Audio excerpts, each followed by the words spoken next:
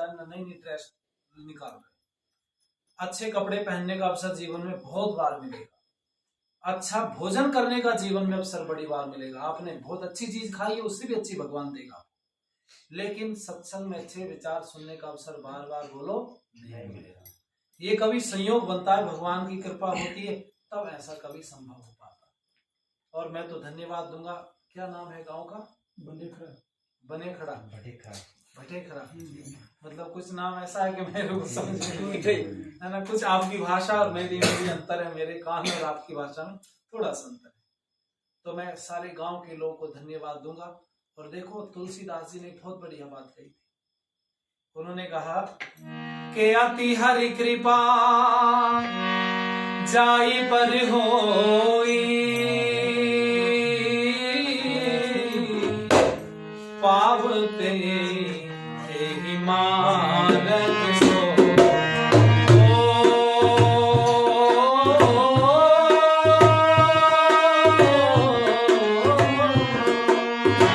अति हरि कृपा जाई पर होई,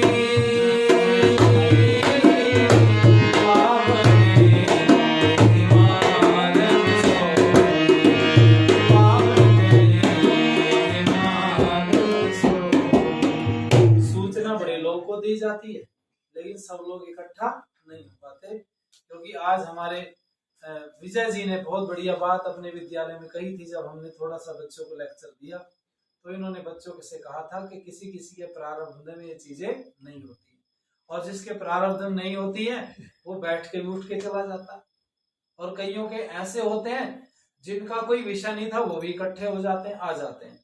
तो ध्यान देना, ये परमात्मा की उनके ऊपर कृपा कम है। जिस दिन कृपा होगी तो वो भी सत्संग सुनेंगे। भगवान से प्रार्थना करेंगे कि सबके ऊपर परमात्मा की कृपा हो।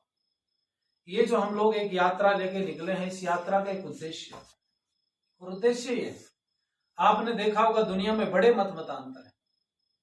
उनमें से जैसे इस्लाम है आपके निकट, आप तो बहुत अच्छे से जानते हैं। एक क्रिश्चियनिटी है, ईसाइयत जिसको, एक सिखिज्म है जिसको खालसा पंथ कहते हैं, है ना।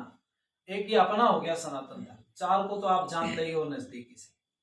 इनमें सब लोग अपनी अपनी बातों का प्रचार प्रसार करते हैं। अगर वो प्रचार प्रसार करना बंद कर देते हैं तो जो उनका संप्रदाय कमजोर हो जाता है। ऐसे ही हमारे धर्म के अंदर देखो, इस्लाम में चलती है तबलीगी जमात, है ना।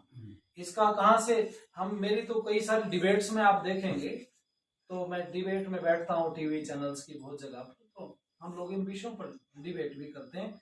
ये तबलीगी जमात, सहारनपुर में एक व्यक्ति पैदा हुए थे, उन्होंने 1925 में इसकी शुरुआत की, 1927, और ये तब से चलते चलते पूरी दुनिया में फैला। तो इनका काम ये था कि दीन के लिए दीन की तालीम देना और दीन के प्रति लोगों को जागरूक करना, मतलब इनका जो व्यवस्था है, संप्रदाय।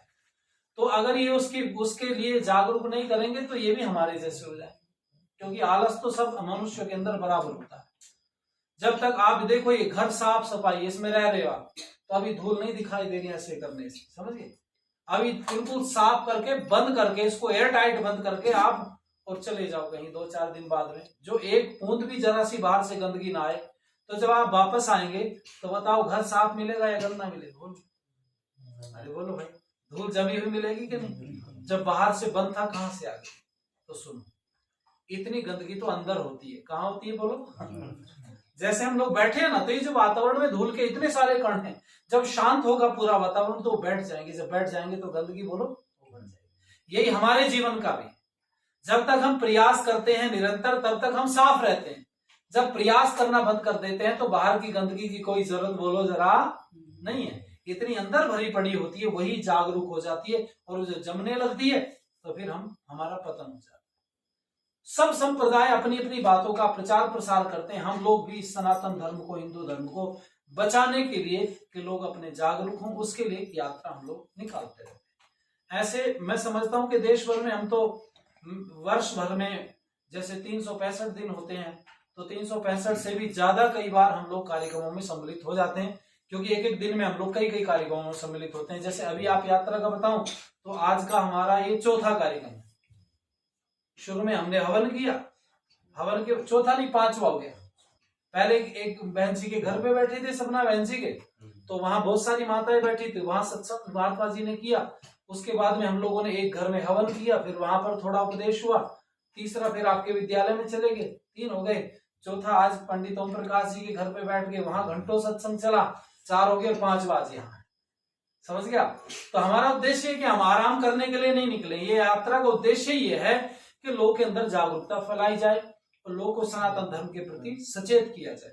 यात्रा चली है 24 तारीख से, 23 तारीख से, 24 तारीख से हम लोग निकले हैं, और ये लंबी चलेगी अभी यात्रा। देखो कहाँ तक, ये पाडर तक जाएगी, उधर सुंदरबनी से होते हुए रियासी को होते हुए हम लोग उधमपुर, और उधमपुर से रामबन होते हुए कंगा, फिर वापस में हम लोग बटोत को होते हुए इधर से इन सब गांवों को छूते हुए हम लोग जा रहे हैं। और केवल यात्रा का मतलब ही नहीं गाड़ी पे झंडा लगा और हम भागे चले जा रहे हैं। हम रुकते हैं, लोगों से बात करते हैं।